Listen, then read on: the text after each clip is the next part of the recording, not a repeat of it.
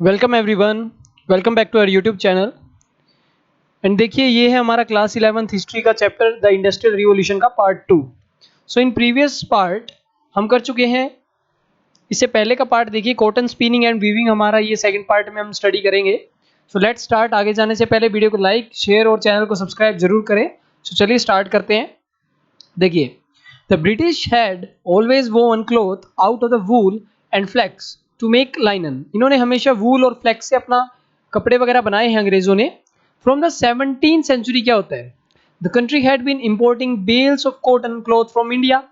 अभी 17th century में क्या होता है भाई, बहुत सारे क्लॉथ कॉटन के कहाँ से मंगवाते हैं, ये इंडिया से एट ग्रेट कॉस्ट। अब डेफिनेटली किसी और कंट्री से अगर हम हमारा सामान मंगवा रहे हैं तो माइट भी वो कॉस्टली होगा, माइट भी वो चीप होगा, तो इनको ये ग्रेट कॉस्ट पे पड़ता था। As the East India Company's political control of the parts of India was established, it began to import along with the cloth, raw cotton, which could be spun and woven into cloth in England। देखिए क्या बोल रहे हैं, लेकिन अब धीरे धीरे east India company का कब्जा होने लगा, तो ये कॉटन के क्लॉथ के साथ साथ रो कच्ची कॉटन भी मंगवा लेते थे, जिससे ये क्या करते थे, फिर अपने कपड़े बनाते थे इंग्लैंड के अंदर ही। यानी इन्होंने अपनी खुद की फैक्ट्रीज, इंडस्ट्रीज वगैरह खोल ली थी अलग अलग नाम से, एंड यस वहीं पर अपने प्रोडक्शन करते थे। Till the early 18th century, spinning had been so slow and laborious that 10 spinners, mostly women, hence the word spinster, were required to supply sufficient yarn to keep the single weaver busy। देखो भाई, लगभग एक Weaver को busy रखने के लिए 10 स्पिनस्टर्स की use पड़ती थी, बिकॉज मोस्टली वीमेन थी, तो स्पिनर नहीं बोल सकते, हम स्पिनस्टर बोलेंगे। सो देखिए कितना स्लो प्रोसेस था। Therefore, while spinners were occupied all day, weavers waited idly to receive yarn। अभी देखो, स्पिनर्स तो सारा दिन लगे रहते थे, लेकिन वीवर को वेट करना पड़ता था होल डे। एंड जब वो खाली बैठेगा तो यस, जो मालिक होता है वहां का, तो उसके लिए तो क्या है, नुकसान ही होगा वहां पे, ठीक है ना। जब जितना टाइम उसको दिया गया है काम करने का, उतने टाइम तो उसको काम करना होगा। So yes, therefore while spinners, ये हो गया, but a series of technological invention. लेकिन देखिए, टेक्नोलॉजिकल इन्वेंशंस होती है, इस गैप को कंप्लीट फिलअप कर दिया गया और जल्दी जल्दी यहाँ पर फैब्रिक वगैरह बनने लगे। To make it even more efficient, अब इसको और एफिशिएंट बनाने के लिए क्या होता है, production gradually shifted from the homes of spinner to the factories. देखो भाई, पहले ना घरों में ही इनके काम बनाने का अपना सिस्टम था, लेकिन धीरे धीरे इन सभी चीज़ों को फैक्ट्रीज में शिफ्ट कर दिया जाता है। इनके आसपास इनके क्वार्टर बना दिए जाते हैं, या फिर इनके ऐसे एरिया में फैक्ट्री बनती है जहाँ से ये इजीली ट्रांसपोर्ट सिस्टम के थ्रू आ सके। बिकॉज आप सभी जानते हैं एक नया मोड ऑफ ट्रांसपोर्ट आ गया था, दैट इज रेलवेज। तो रेलवेज के आने की वजह से क्या है कि इनको बहुत ज़्यादा बेनिफिट हो रहा था, वर्कर सब इजीली यहाँ पर आ सकते थे। So next come from the 1780s, the cotton industry symbolised British industrialisation in many ways. देखो भाई, 1780s तक क्या होता है, जो हमारी कॉटन इंडस्ट्री होती है वो सिंबलाइज करती है ब्रिटिश इंडस्ट्रियलाइजेशन को। This industry had two features. देखो भाई, इस कॉटन इंडस्ट्री के दो फीचर्स थे, which are also seen in other industry, जो बाकी इंडस्ट्रीज में देखने को मिल जाते थे, ऐसी बात नहीं है। That is raw cotton had to be entirely imported and large part of the finished cloth was exported. देखो, अंग्रेजों को क्या करना पड़ता था, यानी बेसिकली हम कह सकते हैं इंग्लैंड की जो इंडस्ट्रीज थी, फैक्ट्रीज थी, उनको क्या करना पड़ता था, उनको ना रॉ मटेरियल तो मंगवाना पड़ता था कॉटन, एंड एक्सपोर्ट जो ये करते थे वो था फिनिश्ड क्लॉथ। तो डेफिनेटली इनको बेनिफिट ही होने वाला है। फिनिश्ड क्लॉथ डेफिनेटली रो चीज से ज़्यादा महंगा बिकता है। This sustain the process of colonization. देखो भाई, इस प्रोसेस ने कॉलोनाइजेशन को सस्टेन किया है रखा, और काफ़ी सारी यहाँ पर चीज़ें हुई। इससे पहले देखिए कुछ इन्वेंशंस देख लेते हैं इस फील्ड में। लेट्स सी, इन इन्वेंशंस को देखते हैं। The flying shuttle. देखिए, फ्लाइंग शटल लूम किसके द्वारा बनाया गया, ये बनाया गया जॉन के द्वारा। जॉन के ने क्या बनाया, फ्लाइंग शटल लूम 1733 में, यानी हमारी 18th सेंचुरी में बनाया, अर्ली 18th सेंचुरी में। और जैसा कि हमने स्टडी किया था कि अर्ली 18th सेंचुरी तक प्रोसेस जो है ये थोड़ा सा स्लो था, बाद में ही हमारी कुछ मशीनरी आई थी। ओके, आगे देखते हैं। Next invention was the spinning jenny. Spinning jenny को इन्वेंट किया गया, was a machine made by James Hargreaves. James Hargreaves, ये आपने 9th में भी पढ़ा होगा, द इंडस्ट्रियल रिवॉल्यूशन जो हमारा चैप्टर है 10th का, उसके अंदर आपने स्टडी किया होगा। जेम्स हरग्रीव्स ने इसको बनाया था 1765 में। इसके अंदर क्या था कि सिंगल पर्सन स्पिन कर सकता था बहुत सारे थ्रेड्स वगैरह साइमल्टेनियसली, मतलब अब लोगों की थोड़ी सी आवश्यकता हो गई थी कम, या फिर कहें तो उतने लोगों से ज़्यादा काम करवाया जा सकता था as compare to earlier. So next, the water frame. Water frame बनाया गया रिचर्ड आर्थराइट के द्वारा। And mule, mule was the nickname for a machine. Samuel Crompton के द्वारा जो मशीन बनाई गई उसका नाम था mule. And next is the cycle of inventions. ये जो हो रही थी कॉटन टेक्सटाइल इंडस्ट्री में, इसकी वजह से अब बैलेंस बनता जा रहा था धीरे धीरे, एंड इंडस्ट्रियलिस्ट को देखिए बेनिफिट ही होना था, बिकॉज इनको प्रोडक्ट्स बहुत ज़्यादा मिल रहे थे बन के, ठीक है, वो भी कम टाइम में। सो उसी कहानी को अब कंटिन्यू करते हैं आगे। So the Britain could retain control over the sources of raw material as well as the market. देखो भाई, हमने अभी अभी एक लाइन छोड़ी थी यहाँ पर ऊपर, इससे पहले इन्वेंशन से पहले, दैट इज कोलोनाइजेशन को सस्टेन करना जरूरी था। क्यों? इससे क्या होता था कि जो रॉ मटेरियल इनका है वो इनका लगातार आता रहेगा, जैसे इंडिया से और कहीं से अगर रॉ मटेरियल और किसी चीज का आना है तो वो भी इनके पास लगातार आएगा, बिकॉज वहां पर इन्होंने कब्जा किया हुआ है, ठीक है ना। The industry was heavily dependent on the work of women and children. Mostly देखिए वीमेन एंड चिल्ड्रन के काम पर ही निर्भर करती थी। This exemplified the ugly face of early industrialisation as well as the described below. देखिए नीचे हम थोड़ा सा और डिस्क्रिप्शन देखेंगे इसका डिटेल में। लेट्स सी, एक ऐसा इन्वेंशन देखते हैं जो कि बहुत ही कारगर था इस फील्ड में, that is the steam power. जैसे स्टीम इंजन वगैरह आपने सुना होगा, तो स्टीम पावर इनमें से यहीं से स्टार्ट होती है सारी कहानी। देखिए, the realization that steam could generate, क्या बोला जा रहा है, the realization that the steam could generate tremendous power was decisive to large scale industry. देखो भाई, किसी ने कहा कि भाई स्टीम पावर जो है बहुत ज़्यादा हमें एनर्जी दे सकती है, इससे हमारी मशीनरी भी चल पड़ेगी, तो इसका बेनिफिट लिया गया इंडस्ट्रीज के लिए, ठीक है। कैसे? Water as hydraulic power had been the prime source of energy for centuries. देखो भाई, स्टार्टिंग में ना पानी को ये यूज़ करते थे हाइड्रोलिक पावर के तौर पे, और ये बहुत सारी सेंचुरीज तक इसी को रखा इन्होंने, इसी को यूज़ किया, बट लिमिटेड। आप जानते हैं पानी हर जगह नहीं होता है। अब अगर कहीं पर कॉटन है वहाँ पर पानी ना हो तो प्रॉब्लम हो जाएगी। Now it was used differently. Steam power provided pressure at high temperature. ध्यान दीजिएगा, वाटर की बजाय इन्होंने स्टीम को यूज़ करना स्टार्ट किया। अब स्टीम की जो पावर थी बहुत ज़्यादा टेम्परेचर प्रोवाइड कर देती थी, इसकी वजह से क्या था, बहुत सारी मशीनरी अब चल जाती थी। इसका मीनिंग था कि steam power was the only source of energy that was reliable and inexpensive. देखिए ज़्यादा महंगा भी नहीं था ये, so that to manufacture machinery itself. अगर इनको मशीन भी बनाना है तो भी इसके लिए अपना स्टीम पावर को यूज़ करते थे, उससे इनको थोड़ा सा सस्ता पड़ता था, ठीक है, ज़्यादा महंगाई नहीं पड़ती थी इन चीज़ों की। So yes, it was one of the greatest achievement of that time. आगे चलते हैं। देखिए, steam power was the first used in mining industries. अब ये बहुत इंपॉर्टेंट बात है कि स्टीम पावर को कहाँ पर यूज़ किया गया। स्टीम पावर को यूज़ किया गया माइनिंग इंडस्ट्रीज में, ठीक है ना। कहाँ पर यूज़ किया गया? माइनिंग इंडस्ट्रीज में। As the demand for coal and metals expanded, efforts to obtain them from the even deeper mines intensified। देखो क्यों यूज किया गया, इसके पीछे रीजन था। देखो हमने पहले भी डिस्कस किया है, अगर आप यूपीएससी का प्रिपरेशन कर रहे हैं तो हाउ वाई, ये दो बातें जरूर ध्यान रखिए, इससे आपको इजी लगेगा, याद करने में भी आसानी होगी। देखो क्यों था भाई इसका यूज, बिकॉज जैसे जैसे धीरे धीरे इंडस्ट्रीज बढ़ रही थी, कोयले और मेटल्स की डिमांड बढ़ रही थी, एंड डिमांड बढ़ेगी तो उसके लिए माइनिंग करना पड़ेगा, माइनिंग करना पड़ेगा तो इवन डीपर माइनिंग की जरूरत पड़ी। एंड यस, प्रॉब्लम अब क्या आई, इसकी वजह से प्रॉब्लम आती कि फ्लडिंग हो जाती थी, माइनिंग में क्या हो जाती थी, फ्लडिंग। सो थॉमस सेवरी ने एक मॉडल स्टीम इंजन बनाया। किसने बनाया भी? थॉमस सेवरी ने। इसको बोला माइनर्स फ्रेंड, बिकॉज ये क्या था कि माइन के अंदर से जो पानी वगैरह है ड्रेन कर देगा, तो जो फ्लड का सिस्टम है वो थोड़ा सा नुकसान नहीं पहुंचाएगा। लेकिन ये इंजन थोड़ा सा स्लो काम करते थे, शैलो डेप्थ तक काम करते थे, एंड बॉयलर बर्स्ट हो जाता था थोड़ा ज़्यादा प्रेशर आ जाए तो। सो इसके साथ साथ लेकिन जब हम किसी चीज़ की शुरुआत करते हैं तो उसको कंप्लीट करना हो पड़ता है। तो देखिए इसके बाद क्या हुआ, स्टीम इंजन को दोबारा बनाया गया थॉमस न्यू कॉमन के द्वारा। इससे बाद, ठीक है, इन 1712 में बनाया इन्होंने। तो क्या होता है कि इसके अंदर एनर्जी लूज करने का थोड़ा सा continuous cooling of the condensing cylinder, cylinder ठंडा होने की वजह से बार बार इंजन का डिफेक्ट आना वगैरह, ये कुछ प्रॉब्लम्स आई। लेकिन कोल माइंस तक ये यूज होता रहा, अंटिल कब तक यूज होता रहा, जब तक जेम्स वोट ने इसको नहीं बनाया 1769 के अंदर। वोट की इन्वेंशन जो है वो क्या करती थी, स्टीम इंजन को कन्वर्ट करती थी from being a mere pump into the prime mover capable of providing energy to power machines. देखो भाई, जेम्स वोट का जो स्टीम इंजन था वो सिर्फ एक पंप के तौर पर काम नहीं करता था, वो एक प्राइम मूवर, चीजों को चलाने में भी काम करता था, मशीन्स को, रेलवेज में एक्सेट्रा। सो भाई इसको हेल्प किसने की, एक वेल्दी मैन्युफैक्चरर थे मैथ्यू बोल्टन ने। उन्होंने credit the Soho foundry in Birmingham in 1775। From this foundry vote का स्टीम इंजन प्रोड्यूस करने लगा, यहाँ से अपना स्टीम इंजन ये बनाने लगे इस फैक्ट्री से, एंड यस ज़्यादा संख्या में इसको बनाने लगे और ये बिकने लगा, ठीक है। और इसके इंजन ने हाइड्रोलिक पावर को रिप्लेस किया, ये बात आप जानते हैं। लेट्स सी, देखिए after 1800 steam engine technology was further developed with the use of lighter strong metals and the manufacture of more accurate machine tools and the spread of better scientific knowledge. ये क्या बोला जा रहा है, ध्यान से समझिएगा, बहुत इंपॉर्टेंट टॉपिक है ये। देखिए 1800 यानी 19th सेंचुरी की स्टार्टिंग होने वाली है।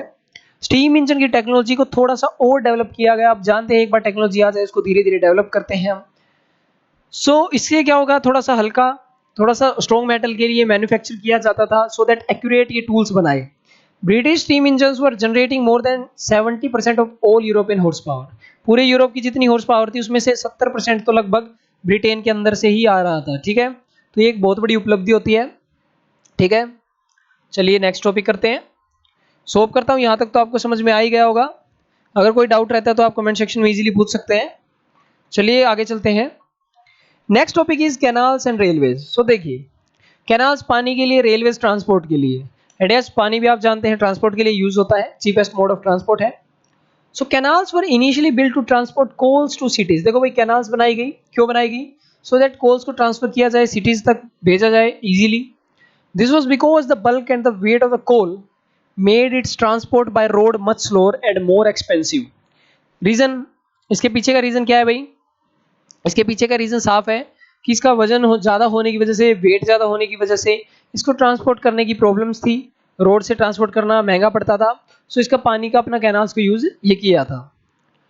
आगे देखते हैं। The demand for coal as industrial energy and for heating and lighting homes grew. देखो भाई, कोयले की डिमांड बढ़ती जा रही थी, हमने प्रीवियस पैराग्राफ में भी पढ़ा था कि कोयले की डिमांड धीरे धीरे बढ़ती जा रही थी। The making of the first English canal, देखो ये एक इंपॉर्टेंट लाइन है। The making of the first English canal, the Worsley canal by James Brindley. किसने बनाया भाई? The James Brindley had no other purpose than to carry coal from the coal deposit at Worsley to that city। ध्यान देना भाई, पहली जो canal बनाई गई, पहली इंग्लिश कैनाल, द वोर्सली कैनाल, कब बनाई गई? 1761 में। किसके द्वारा? जेम्स ब्रिनले के द्वारा। इसका एक ही पर्पस था, कोल को कैरी करना, कोल डिपॉजिट जो वोर्सले में था वहां से शहर तक। ठीक है, जैसे ही कैनाल कंप्लीट होती है, the price of coal fell by half. आप जानते हैं जितना जल्दी प्रोडक्ट आएगा उतना सस्ता होगा। आप जैसे आज के टाइम पे अमेजोन वगैरह, हमारे जो ऑनलाइन शॉपिंग वगैरह है, उसमें आप देख सकते हैं कि चीज़ों को मंगाने के लिए अलग से चार्ज लगता है। सो ऐसे ही ट्रांसपोर्ट का चार्ज इसमें हाफ हो गया, because waterway is the cheapest mode of transport. So canals were usually built by big land owners. देखो भाई, बड़े बड़े लैंड ओनर्स के द्वारा बनाई जाती थी कैनाल्स, तो सो दैट उनकी माइंस की वैल्यू बढ़े, वहां तक ट्रांसपोर्ट सिस्टम होगा तो उनकी माइंस की वैल्यू बढ़ेगी, उनसे सामान खरीदा जाएगा। एंड यस, ट्रांसपोर्ट सिस्टम और ज़्यादा बेटर होगा तो डेफिनेटली वो खुद भी सप्लाई कर सकते हैं और ट्रांसपोर्ट सिस्टम का चार्ज वो वहां से ले सकते हैं। The confluence of the canal created marketing centre. अब देखिए, जहां पर सारी कैनाल्स मिलती थी तो वहां पर एक मार्केटिंग सेंटर बन जाता था, मार्केट्स लगाना ईजी था, प्रोडक्ट्स बिक जाते थे। द सिटी ऑफ बर्मिंगम, देखिए हमारी जो उस टाइम पे सिटी थी बर्मिंगम, फॉर एग्जाम्पल, उसकी position heart of the canal system के बीच में थी। बर्मिंगम की पोजीशन थी हार्ट ऑफ कैनाल सिस्टम के, जो कनेक्ट करती थी लंदन को, ब्रिस्टल कैनाल, मर्सी, हम्बर रिवर्स को, इन सभी कैनाल्स को वो लिंक करती थी। एंड यस, इनके बीच में था ये। अब देखिए क्या होता है, बहुत इंटरेस्टिंग बात है कि 1760 से लेकर 1790 तक 25 नई कैनाल बिल्डिंग प्रोजेक्ट स्टार्ट होते हैं। 25 आप जो सोच सकते हैं कितने ज़्यादा हैं ये, यानी नियरली हम मान सकते हैं कि हर साल 5 साल अगर माइनस करें तो हर साल का एक कैनाल का प्रोजेक्ट यहाँ पर चल रहा था। ठीक है ना, इसको, इस पीरियड को बोला जाता है कैनाल मैनिया। क्या बोला जाता है भाई? कैनाल मैनिया इसको बोलते हैं। फ्रॉम 1788 से लेकर 1796 देयर वर 46 नए प्रोजेक्ट्स और आए, और अगले साल जो 60 ईयर से उसमें लगभग 4000 माइल्स तक की कैनाल बनाई गई, जो कि बहुत ज्यादा है। ठीक है ना, जो कि बहुत ज्यादा है। आगे चलते हैं। द फर्स्ट स्टीम लोकोमोटिव, देखो पहली बार जो रेलवे का था, द पहली स्टीम से चलने वाली लोकोमोटिव स्टेफेनसन रॉकेट। क्या बोला गया उसको? स्टेफेनसन रॉकेट। वो आई 1814 में। कब आई भाई? 1814 में वो आई। Railways emerged as a new means of transportation. और आप जानते हैं कि नया मींस ऑफ ट्रांसपोर्टेशन क्या था? रेलवेज। ठीक है, ये चीप भी था, फास्ट भी था, और पैसेंजर को साथ साथ ही गुड्स को भी कैरी कर सकता था। दे कंबाइन टू इन्वेंशंस, यहाँ पर देखिए दो इन्वेंशंस कंबाइन हुई। आयरन ट्रैक है इसके साथ, जिन्होंने वुडन ट्रैक को रिप्लेस किया, and haulage along bye it's steam engine. तो स्टीम इंजन का यहाँ पर उपयोग किया गया, इसको खींचने के लिए, यूज करने के लिए ट्रांसपोर्ट सिस्टम में, बिकॉज जेम्स वाटर ने इसको सिर्फ पंप के तौर पर नहीं बनाया, इसको काफी चीजों के लिए बनाया था। ओके, होप करता हूँ यहाँ तक समझ में आ रहा होगा आपको। आगे चलते हैं, लेट्स सी। देखिए the invention of the railways to the entire process of industrialisation to a second stage. देखो भाई मेन बात क्या है कि जो हमारा इन्वेंशन था ये रेलवेज का, इसने इंडस्ट्रियलाइजेशन को एक अगली स्टेज पर पहुंचा दिया। बिकॉज 1801 में मान सकते हैं Richard Trevithick had devised an engine, इसको बोला गया puffing devil, that pull trucks around the mine when he worked in Cornwall. देखो भाई ट्रक्स को खींचने के लिए भी यहाँ पर इंजन बन चुका था। और 1814 में देखिए रेलवे इंजीनियर जो स्टेफेंसन, उन्होंने लोकोमोटिव बनाया the Blucher that could pull a weight of 30 tons up a hill. अब हिल पे चढ़ने के लिए भी इन्होंने अलग से इंजन बनाया। तो ये जो डेवलपमेंट्स थी, इन्होंने यहाँ पर ट्रांसपोर्ट सिस्टम को तो बदला ही बदला, इसके साथ साथ इंडस्ट्रियलाइजेशन में भी चेंजेस आए, उनका भी फेज अलग अलग हुआ। ठीक है ना, ये बात ध्यान रखिएगा। सो आगे देखते हैं। देखिए द फर्स्ट रेलवे लाइन, तो पहली रेलवे लाइन कनेक्ट करती थी स्टोकटन टू डार्लिंगटन इन 1825। इन्होंने देखिए किसको कनेक्ट किया, ये बात याद रखिएगा क्योंकि ब्रिटेन की हम बात कर रहे हैं। स्टोकटन को डार्लिंगटन से इसको जोड़ा, 1825 में बना। और इंडिया में कब बना भाई, 1853 में बना। कहाँ से कहाँ, मुंबई से बॉम्बे बोलेंगे उस टाइम का, थाने। ठीक है, बॉम्बे से थाने इंडिया में आया था, तो दोनों को याद रखना है, जरूरी है दोनों बातें याद रखनी। इसका डिस्टेंस था 9 miles, that was completed in 2 hours. लगभग 2 घंटे में इसकी ये जो डिस्टेंस है कवर अप किया गया, अप टू कितनी स्पीड पे, 15 माइल्स पर आवर की स्पीड से। ठीक है ना। और दूसरी जो लाइन थी वो कनेक्ट करती थी लिवरपूल को मैनचेस्टर से, 1830 में बना दी गई। और अगले 20 साल में लगभग ये मान सकते हैं स्पीड इसकी 30 से 50 कर दी गई, जो कि अच्छी खासी थी उस टाइम पर। ध्यान दीजिएगा अगले पॉइंट पे, that is in the 1830s the use of the canals revealed several problem. देखो भाई अब कोई चीज बनी है तो उसकी कहीं ना कहीं थोड़ी बहुत प्रॉब्लम जरूर देखनी पड़ेगी, थोड़ा बहुत वहां पर डिसएडवांटेज जरूर आ जाता है कहीं ना कहीं से। क्या था, द कैनाल्स के जो यूज करने का था उसमें थोड़े बहुत प्रॉब्लम्स रिवील हुई। The congestion of vessels made movement slow on certain stretches. देखो भी कई बार कंजेशन होने की वजह से मूवमेंट स्लो हो जाती थी, फ्रोस्ट है, फ्लड है, ड्राउट है, तो काफी सारा यहाँ पर पानी का भी आप जानते हैं यहाँ पर नुकसान होता है। देखते हैं हम जो कैनाल्स वगैरह बनाई गई हैं उसमें प्रॉब्लम्स आ जाती हैं। ठीक है ना, धीरे धीरे उनमें भी प्रॉब्लम्स क्या आ जाती है, देखने को मिल जाती है। ठीक है, the railways now appeared as the convenient alternative. लेकिन अब क्या होता है कि सभी ने कैनाल्स की बजाय रेलवेज को प्रेफर करना स्टार्ट किया, बिकॉज इनको तो देखिए मरम्मत कर सकते हैं जल्दी से, लेकिन कैनाल्स का तो ये है कि कौन बताएगा कहाँ पर रुकावट है, कहाँ पर क्या है। ठीक है ना। About 6000 miles of railways was open in Britain. लगभग 6000 माइल्स तक की रेलवे को ओपन किया गया between 1830 and 1850, and most of its two short burst during the little railway mania, जो हमारा 1833 से लेकर 37 जिसमें रेलवे मैनिया मान सकते हैं वो आया था। यहाँ पर हम देखेंगे कि 1400 miles of line was built and during the bigger mania अगले कुछ 10 साल में आया, इसके अंदर लगभग 9500 माइल्स की लाइन बनाई गई। यहाँ पर देखते हैं, अभी आप एक नॉर्मल सी बात सोचेंगे तो आपको आंसर मिल जाएगा कि क्या है, कि अगर रेलवे बन रही है तो उसको रिक्वायर होगा कोयले का भी और आयरन का भी। तो जैसे जैसे रेलवे की लाइंस बढ़ेंगी उतना कोयले का और आयरन का डिमांड बढ़ेगा, एंड कंस्ट्रक्शन जितना होगा उतना ही ज्यादा वर्कर्स की डिमांड बढ़ेगी। And yes, most of the England was connected by railway by 1850। Okay, hope करता हूं यहां तक तो आपको समझ में आ गया होगा। चलते हैं हमारे नेक्स्ट टॉपिक की तरफ।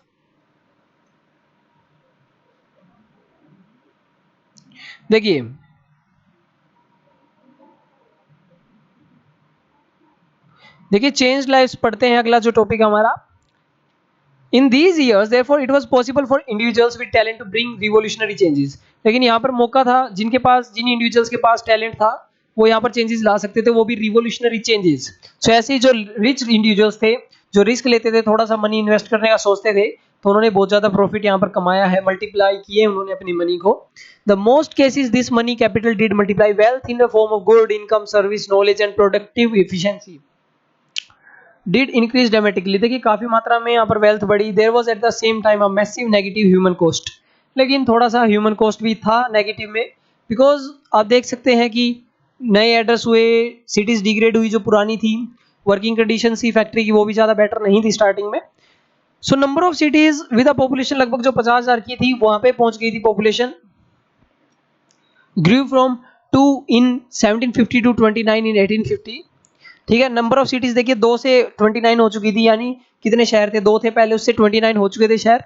इस पेज से जो ग्रोथ हो रही थी was not matched with the adequate housing. देखो भाई क्या बोल रहे हैं कि शहर तो बहुत ज़्यादा बन रहे थे, लेकिन घरों की तादाद उतनी नहीं हो रही थी। शहर बनने से क्या होता है, रहने के लिए घर तो चाहिए। सो यहाँ पर सैनिटेशन नहीं था, क्लीनिंग नहीं थी, इनकी प्रॉब्लम्स यहाँ पर देखने को मिल रही थी। ठीक है, सो न्यू कमर्स वर फोर्स्ड, उनको ओवर क्राउडेड स्लम्स में रहना पड़ता था, झोपड़पट्टियों में रहना पड़ता था, या टाउन्स जो आसपास फैक्ट्रीज के थे, जहाँ पर rich inhabitants escaped by shifting to homes in the suburbs where the air was cleaner and the water safe to drink. देखो ध्यान दीजिएगा, अब जैसी फैक्ट्री आई तो पॉल्यूशन बढ़ेगा धीरे धीरे। यहाँ पर तो मान लीजिए वर्कर रहेंगे, लेकिन जो अमीर लोग थे वो बाहर शिफ्ट कर जाते हैं, बाहर के एरियाज में कब्जा कर लेते, रहने लग जाते हैं, बिकॉज वहाँ की हवा क्या थी, ताज़ा हवा थी, तो उन्होंने बहुत ही अच्छा दिमाग लगाया। सो देखिए आज के पार्ट के लिए इतना ही, मिलते हैं हमारे नेक्स्ट पार्ट में। तब तक के लिए वीडियो को लाइक शेयर और सब्सक्राइब करें चैनल को। Okay, and thank you everyone.